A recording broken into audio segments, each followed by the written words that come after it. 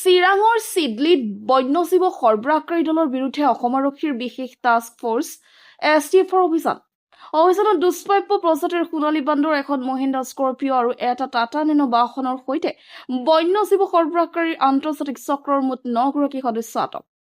ভয়ংকৰ কথা যে আটকাধী 9 গৰাকী বন্যজীৱ সৰবৰাহকাৰীসকলৰ ভিতৰত এজন বাংলাদেশী নাগৰিক আছে।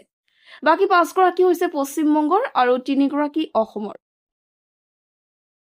মেল কেইটা ফিমেল এইটো আমি কৰিলোঁ। আমি এডাল মেল আমাৰ 3টা আছে, এডাল ফিমেল 3টা, তাৰপিছত চাব এডাল জুভিনাইল ফিমেল এটা, আৰু যিটো মৰিছে সেইটো ফিমেল এডাল এটা। বাকী আমি চালোঁ, এতিয়া আমি ধৰি লওক ফুড অফাৰ কৰিলোঁ, অলপ খাইছে আৰু অলপ ডিহাইড্ৰেশ্যন আছে, কাৰণ সিহঁতে মানে যিমানখিনি পাব লাগে হয়তো বা 3-4 দিন ধৰি সিহঁতক কেপটিভত ৰাখিছে, ৰাতিৰ ভিতৰত বেগত ৰাখিছে। এইটো অলপ চাফকেশ্যন, এটাতো চাফকেশ্যন হৈ মৰিছে তাৰমানে।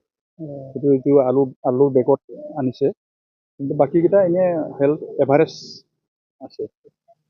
এতিয়া আমি এক্সামিন কৰি আৰু এলিজিবল কেনেকৈ কি কৰা হয় সেইটো কৰি আছোঁ। ক'ত লৈ যাব কিন্তু আমি জেনেৰেলি সিহঁতৰ এটা মানে হেবিটেট থাকে, য'ত পৰা পিক আপ কৰা হৈছে সেইখিনি এৰিয়াতে এইটো মানে দিব লাগিব, কাৰণ সিহঁতৰ ফেমিলি তাতে আৰু তাৰ ৰৈ আহিব পাৰে, সিহঁতৰ ফেমিলি তাতে 2-এটা থাকিব পাৰে। সেইকাৰণে আমি সেইটো জেগাতে নিব লাগিব তাৰমানে। এতিয়া আমি ডিটেইলছ, আমি একজেক্ট লোকেশ্যনটো ক'ৰ পৰা উঠাইছে আমি এতিয়ালৈকে লোৱা নাই। এতিয়া আমি অলপ পিছত পুচি লোৱা হ'ব। তেতিয়া ভিতৰত যিখিনি ঠাইৰ পৰা বান্দৰকেইটাক মানে কৰা বুলি আমি শুনা পাইছোঁ, সেইটো আচলতে মানে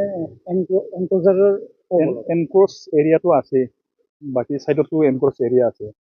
এতিয়া এইটো সেই এনক্ৰ'চ এৰিয়াটো আমাৰ এই গল্ডেন লেংগুৰবিলাক মানে তাতে থাকে। এতিয়া সেইখিনি এৰিয়াৰ পৰা পিক আপ কৰিব পাৰে তাৰমানে। এতিয়া কোৱাম এতিয়া তাত লৈ গ'লে একেলগে কিমান সুৰক্ষিত থাকিব?